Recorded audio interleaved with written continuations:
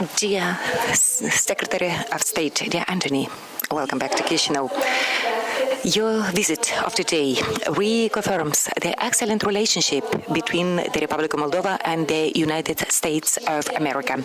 And this is a very strong sign of support for our country, as well as for the path of peace, democracy, and prosperity that we have chosen. Last time you visited us 2 years ago. That was in March 2022, when tens of thousands of Ukrainian refugees were crossing our borders, looking for a shelter far from the Russian bombing. You have been amongst the very first high-ranking officials which had visited Moldova back in those difficult moments, and you remained close to us ever since. Over this whole difficult period, since the war had returned to our continent, we managed here in the Republic of Moldova to maintain peace, stability, the composed spirit, in spite of all the attempts of destabilization of the situation from the ones who wish evil to us. We managed to achieve this also thanks to the fact that we are not alone, thanks to the support that we receive from the whole free and democratic world.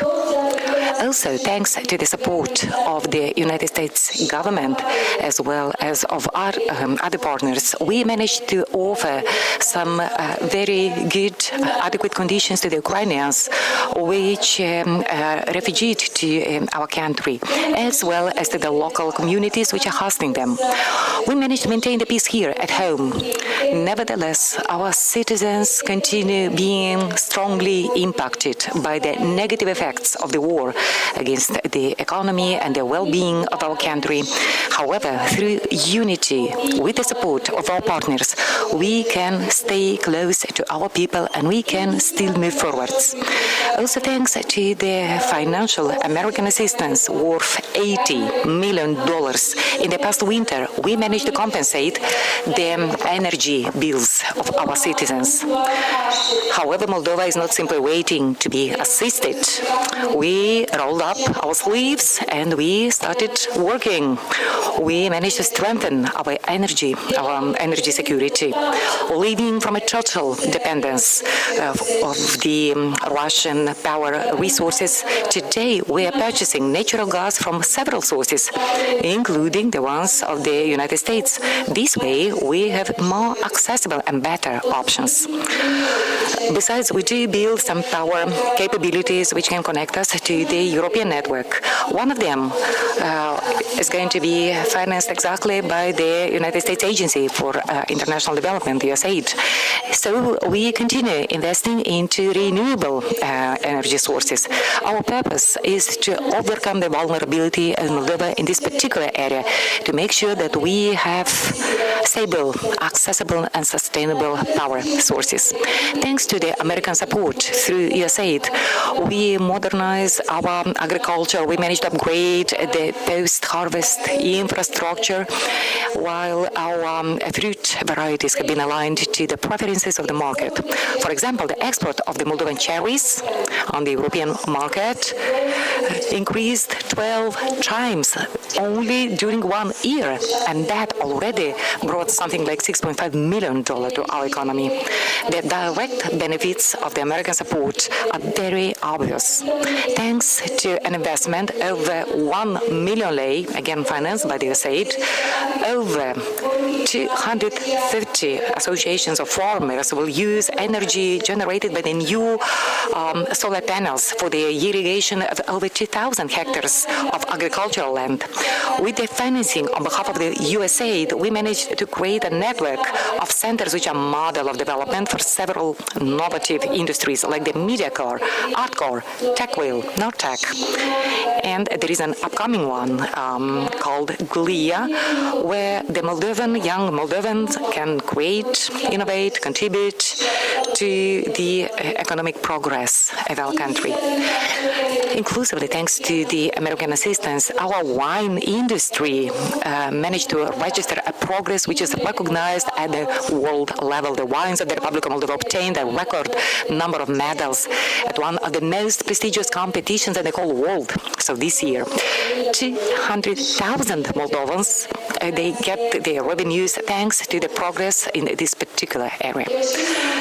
We managed to upgrade kindergartens, again with the assistance of our American partners. For example, the kindergarten of Krihanaveke, or the one of Panashesht, or the one from a locality called Gura Galbani. That means hundreds of children which are brought up in much better conditions now. The United States of America support us in our fight against corruption. Yes, indeed, that is a very difficult, long-lasting fight. However, we are very determined to bring it to an end.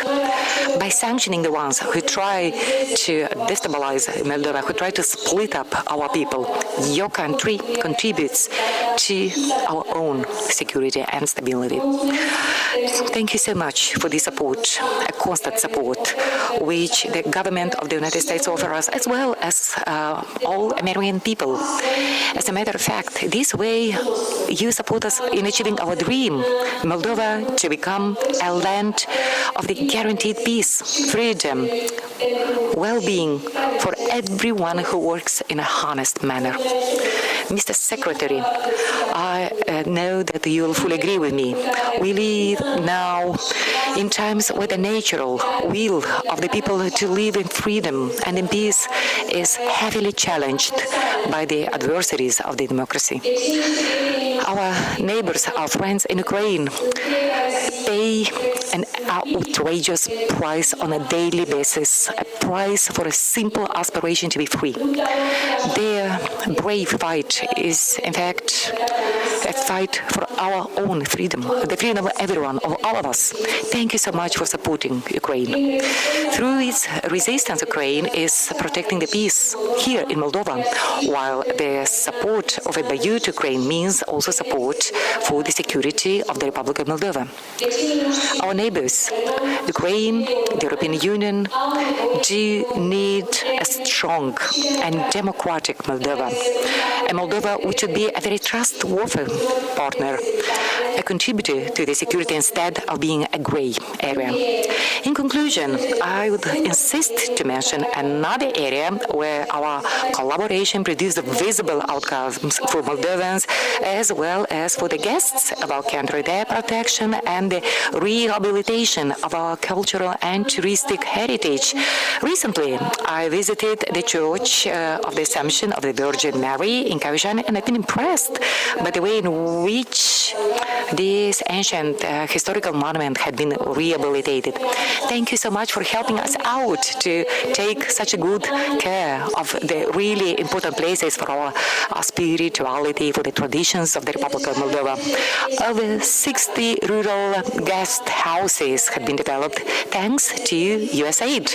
Over 300 kilometers of touristic routes have been developed and mapped, while Moldova became one of the touristic destinations, top touristic destinations for all those who are looking for less known, less discovered itineraries.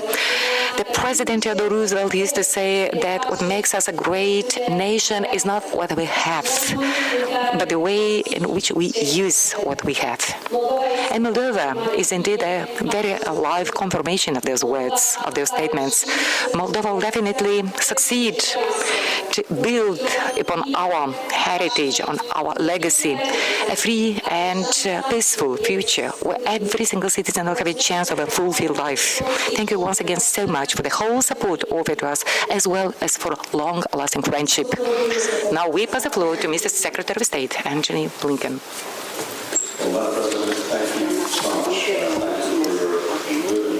Thank you for welcoming us back to Moldova. It's very good to be here. And I have to say at the start how grateful we are for your leadership.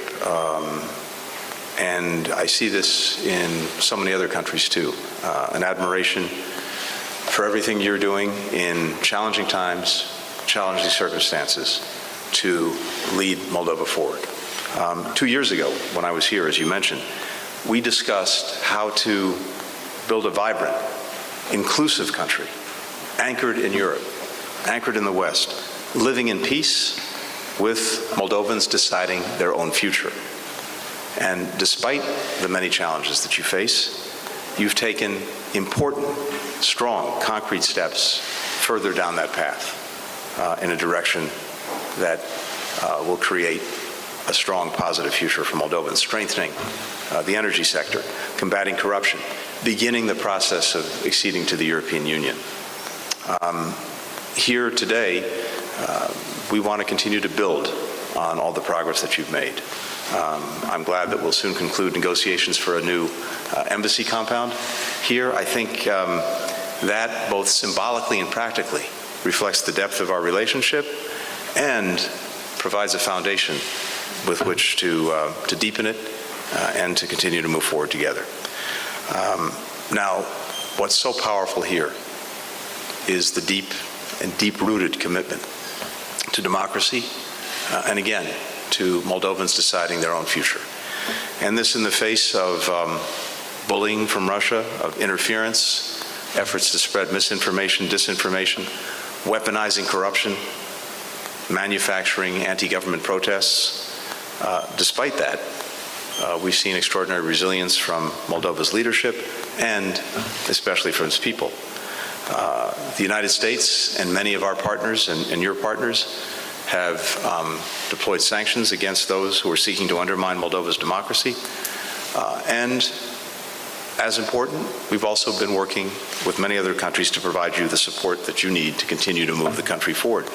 Just going back to February of 2022, following the Russian reinvasion of Ukraine, the United States has provided $774 million to strengthen Moldovan institutions, to build resilience, and to enable you to push back more effectively against destabilizing actions coming from Russia. I mentioned already disinformation. Some of the things that we've been working on together with you include training, providing analytical tools under a memorandum of understanding that we signed in October of last year. We're helping to harden Moldova against cyber attacks, supporting a cybersecurity academy to train a new generation of Moldovans in cybersecurity. I think that will be to the benefit of the government, but also the private sector, where the skills that they acquire will make them very attractive candidates for good jobs.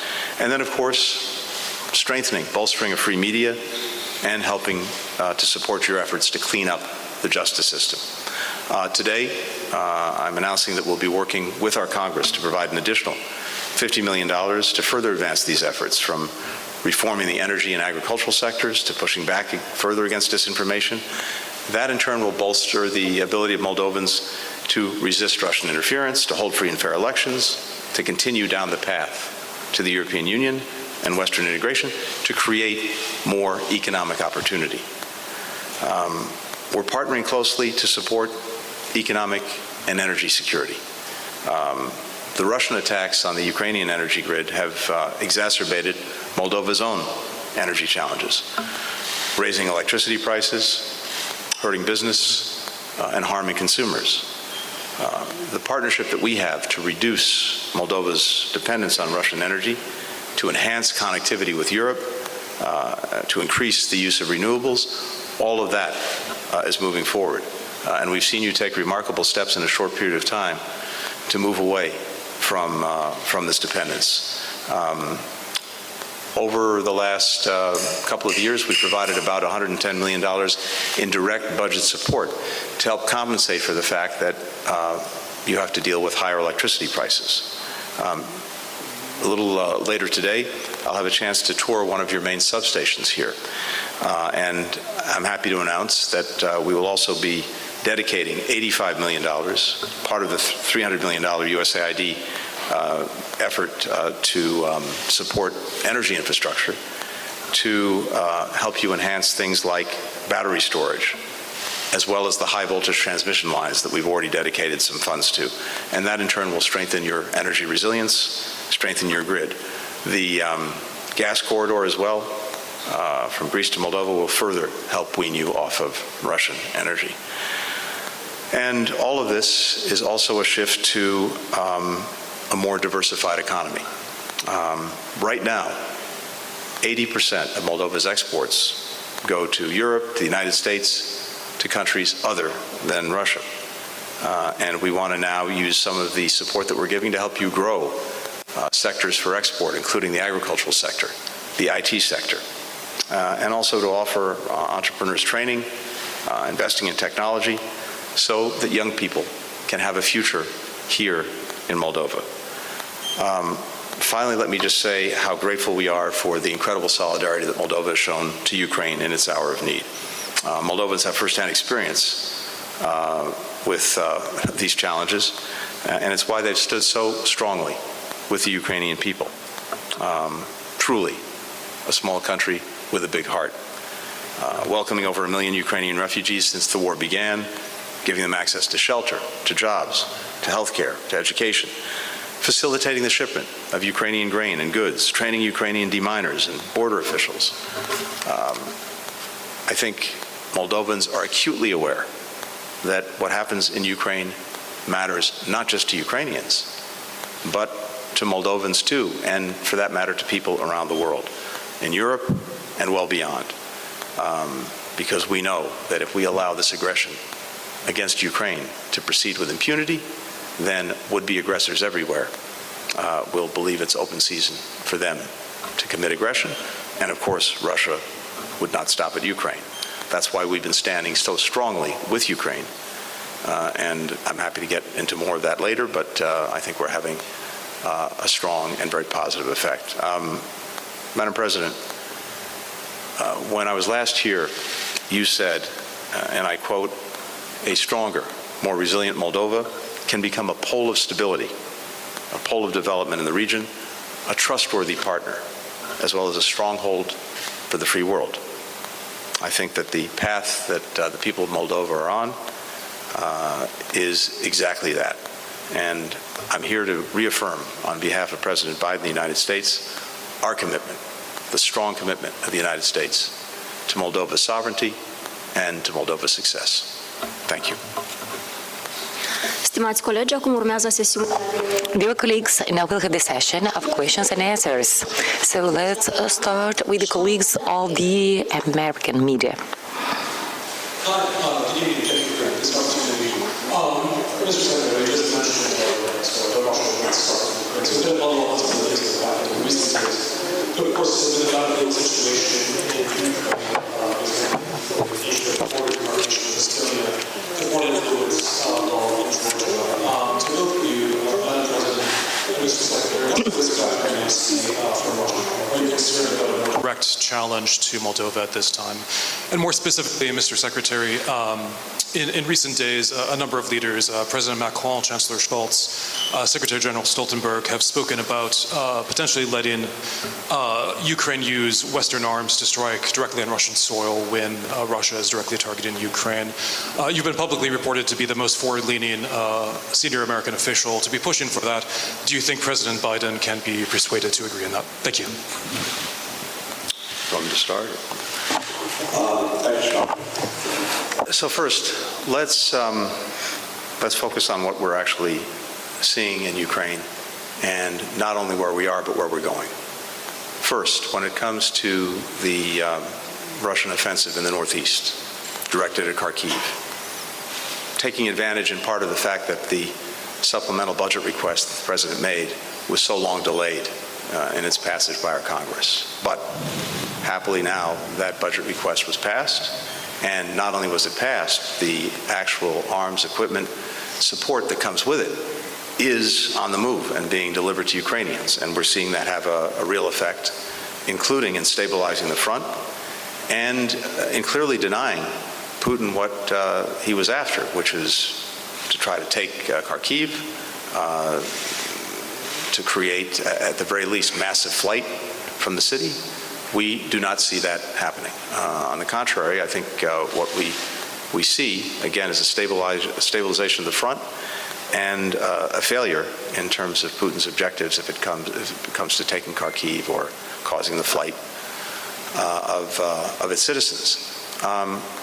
And as we look forward to the weeks ahead, and the months ahead. We now have 32 countries that have either completed or will soon complete bilateral security agreements with Ukraine. And that will help ensure over an extensive period of time that Ukraine can develop a future force that can effectively deter aggression or deal with it if it comes anyway. And you will see those come to conclusion in the coming weeks. We're heading to the NATO summit in the United States, where, without getting into the details, and I'll be going to the foreign ministers meeting to help further prepare for that summit, I think you'll see very strong deliverables, as we would call them, for Ukraine in terms of its further integration with NATO. You're seeing on the battlefield the effect of different weapon systems that we and others have provided to Ukraine. We're working hard as well to make sure that we can find ways to access the sovereign assets of Russia that are now frozen primarily in Europe. And there again, I anticipate that in the coming weeks and months, certainly by the G7, we'll see further steps in that direction.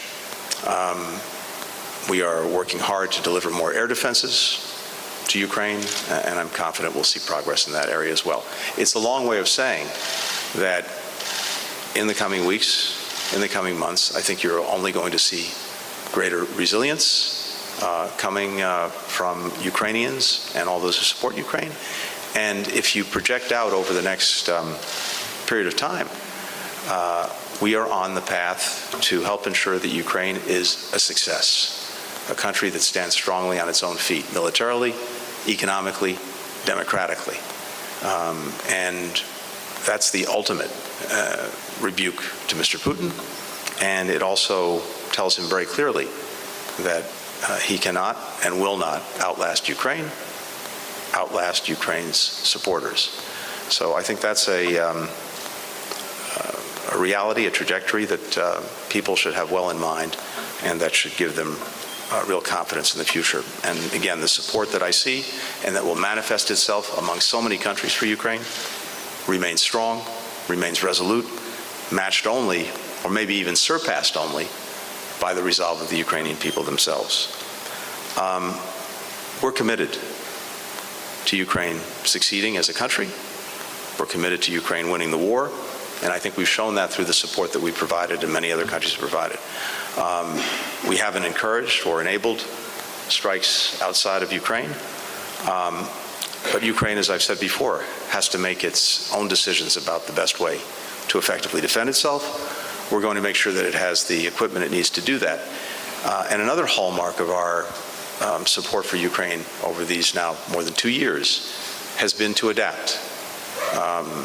As the conditions have changed, as the battlefield has changed, as what Russia does has changed in terms of how it's pursuing its aggression, escalation, we've adapted and adjusted to, and I'm confident we'll continue to do that.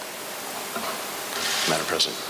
Given that we have presidential elections. Ținând cont de faptul că avem și alegeri prezidențiale în față și tenderul privitor la integrarea europeană, ne așteptăm să vedem tot mai multe intervenții din partea This is disinformation, this is cyber threats, this is destabilization, this is using the criminal groups, the corrupt groups in Moldova to bring into Moldova Russian money and then to use this money for the destabilization, but also trying to bribe the elections. We have seen what happened last year in the Gagauz autonomy when Kremlin, using dirty money, managed to get control over the autonomy. And now Kremlin is trying to use this group of people in the Gagauz autonomy to destabilize the country. So we have seen, we have dealt with some of these attempts in the past. We've managed to resist and to make our institutions more resilient, but we do expect the situation to get more difficult in the next few months, given that we have elections. Următoarea întrebare este de la Olivia Gazis, CBS. Thank you very much, Madam President, Mr. Secretary. Just to be clear, Mr. Secretary, when you say the U.S. Will adapt and adjust to conditions on the battlefield in Ukraine, are you signaling a greater openness by the United States to allow Ukrainians to strike legitimate military Russian targets in Russia? And as the U.S. has hesitated about where the Ukrainians can strike, numerous credible reports say that the U.S. provided the very precision munitions that resulted in the deaths of dozens of innocent Palestinian civilians, including children, at that refugee camp outside of Rafah. The NSM report that your department largely issued already assessed that Israel's military is likely not doing all that it can to minimize civilian harm. So were American weapons used in Sunday's strike? And are you urging President Biden to reevaluate any U.S. weapons shipments to Israel in light of its recent actions in and around Rafah? And if I may, sir, today, Israel's National Security Advisor said that the military offensive in Gaza would last at least through the end of this year. Is that acceptable to your administration, to the Biden administration? Madam President, the U.S. has been accused of moving too slowly to meet the urgent battlefield needs of Ukraine, even now apparently resisting calls by Kyiv and other Western allies to loosen conditions on where U.S. weapons can be used. Meanwhile, this virtually unconditional support for Israel has prompted some of its allies to say the U.S. is evincing a double standard. Do you see it that way? And how confident are you in the reliability of American support for countries like yours, known to be in President Putin's sights, now and after U.S. elections in November? Thank you. With regard to Ukraine, adapt and adjust means exactly that. I think what you've seen over the last 2+ years is, as the nature of the battlefield has changed, as the locations, the means that Russia is employing have changed, we've adapted and adjusted to that, including, for example, by the different kinds of weapon systems that we and allies and partners have provided to Ukraine.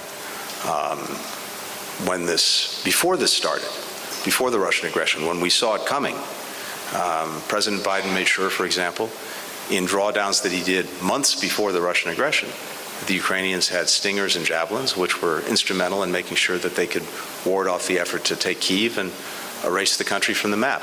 And at every step along the way, we've adapted and adjusted as necessary. And so that's exactly what we'll do going forward. We're always listening, we're always learning, and we're always making determinations about what's necessary to make sure that Ukraine can effectively continue to defend itself. And we'll continue to do that. With regard to Rafah,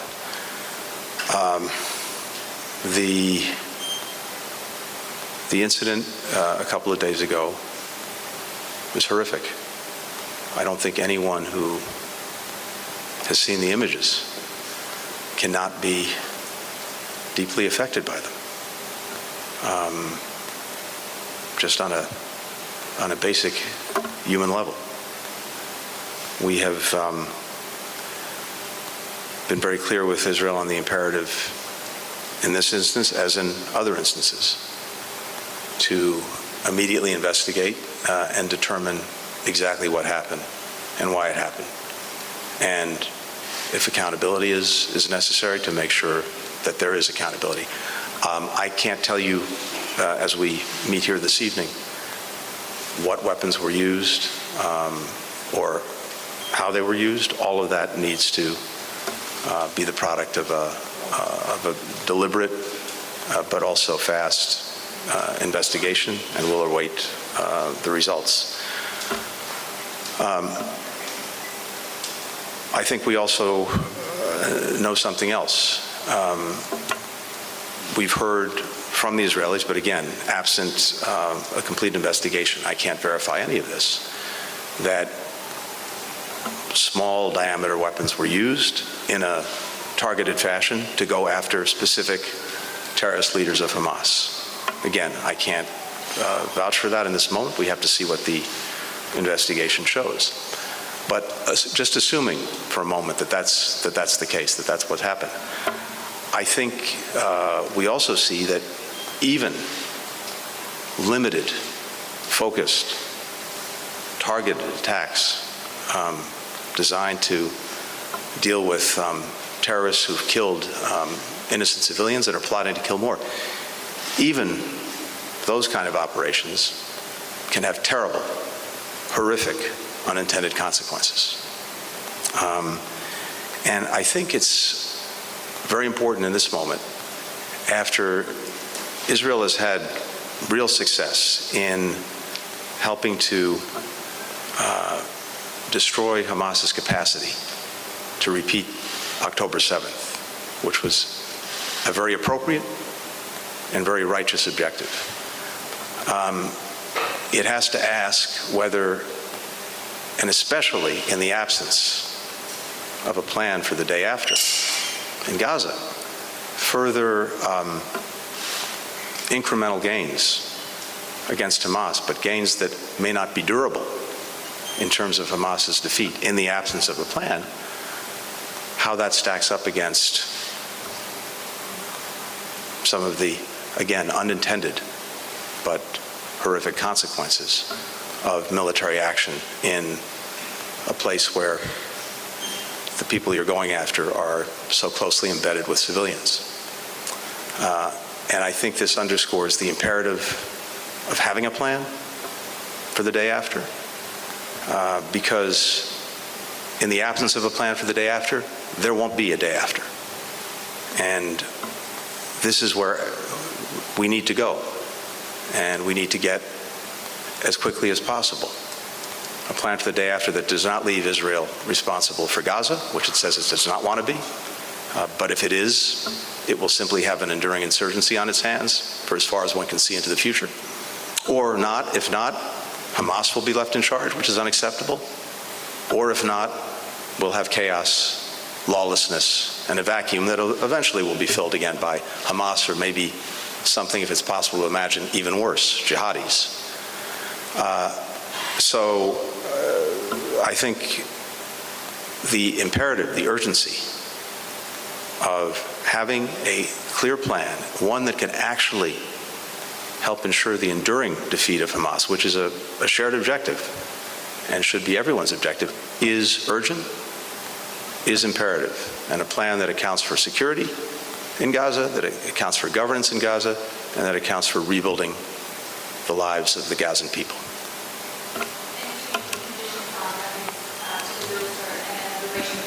As the national security advisor. Again, let me leave it at that. And with regard to the remarks, I think what I've just said underscores, in our judgment, the urgency and importance of developing a plan that can actually produce the results that Israel, we and so many others believe are necessary, which is the effective, durable defeat of Hamas. And we've shared many ideas with Israel about how to do that in an effective and sustainable way. We do appreciate all the support that is provided to Ukraine by US and by other countries. We do see that Ukraine needs more support. Ukraine didn't start this war. Ukraine is defending itself, and Ukraine is defending Moldova. And we believe that Ukraine should be offered all the support it needs, not just to resist, but also to win this war. Acum vom lua două întrebări de la presa din Moldova. Vă rog. Now we're going to pick up two questions from the Moldovan media. So good day, Svetlana Gore from Moldova. A question for Mr. Secretary of State. Recently, the Republic of Moldova and the European Union signed a pact for the security and defense through which they expect to protect the Republic of Moldova against the hybrid threats of the Russian Federation. The question is, have the United States considered signing a similar pact with the Republic of Moldova? Another question is, if the power in Washington changes after the presidential elections, will that affect somehow the Republic of Moldova and Ukraine? And for Ms. President Sandu, with your permit, will you request from the United States some guarantees of security for the Republic of Moldova, and under which conditions? Thank you. With regard to hybrid attacks, The Moldovan people are on the receiving end of those attacks on a regular basis. Russia is trying to undermine Moldova, undermine its democratic institutions, undermining its ability to make decisions about its own future, using a whole variety of hybrid means. And I think Moldova has done a remarkable job in countering many of those attacks in a very professional manner.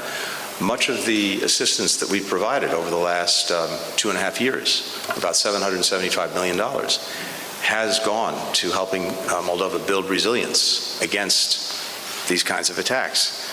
And so I think we're already engaged in whatever we want to call it, in committed, sustained support for Moldova to do, among other things, effective resistance against these attacks. Now, one of the other things that's so important is sharing information about disinformation and misinformation, which is one of the most potent hybrid tools that Russia uses. And that's something that we are doing. We have an agreement that we reached, a memorandum of understanding that allows us to do that, to both share the information, to make clear what we're seeing, also to help Moldova develop even more tools, more effective tools to deal with misinformation, to deal with manipulation of information.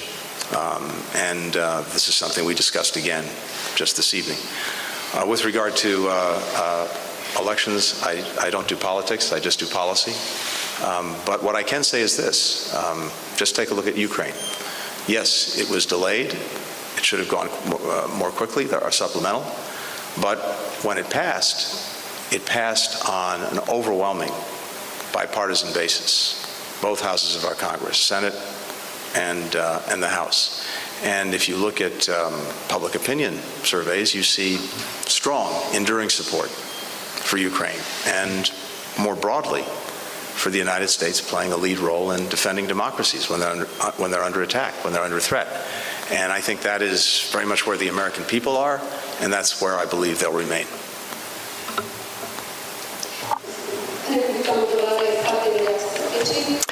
Indeed, the Republic of Moldova has a strategic partnership with the United States. Our whole collaboration takes place within this very framework. At the same time, our cooperation is guided by the constitutional framework of the Republic of Moldova. This is additionally to all those pacts and interventions which had been mentioned by the Secretary of State. We have indeed a substantial cooperation in the field of defense, in the field of protection. So this cooperation started some years ago. So speaking about those elements of cooperation, we'll continue exactly with those ones. Bună seara, domnule secretar de stat. Good evening, Mr. Secretary of State, Ms. President. I represent the Zero de Garde. So the ambassador of the United States in the Republic of Moldova stated that currently you work on a more extended package of sanctions against the Moldovan oligarchs. Can you elaborate? What sort of sanctions do you expect to see in the context where we can see that some of those pro-Russian oligarchs, which, by the way, are now exactly traveling in the Russian Federation, they're included in the list of sanctions, they still can promote their very propagandistic discourses using some American platforms like Meta. They pay hundreds of thousands of dollars to those platforms. Do you intend to intervene into that? Do you intend to dwell with that? Thank you very much. It's pretty straightforward. We have used sanctions to go against those who seek or have tried to undermine Moldova's democracy. As we develop information necessary to support sanctions, we'll continue to do just that. Instituțiile the institutions in charge of this sort of information in the Republic of Moldova, they're still collecting this information, this intelligence, and they pass it over to the authorities in Washington. And of course, the decision comes from Washington, depending upon the documentation and depending upon how elaborate those informations. I've seen some decisions already in the past. This element of cooperation is extremely important. Our fight against corruption, especially in the context when the Republic of Moldova is now undergoing a full-fledged reform of all the institutions which are meant to combat corruption.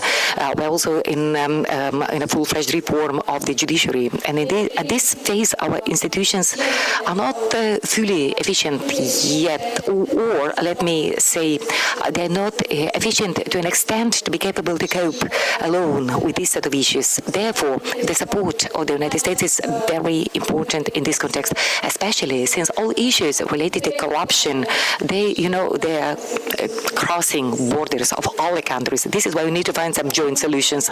Mr. Secretary of State, Mr. Blinken, are there any ways through which United States could step in order to stop, in order to prevent Meta in promoting this sort of information, or rather disinformation?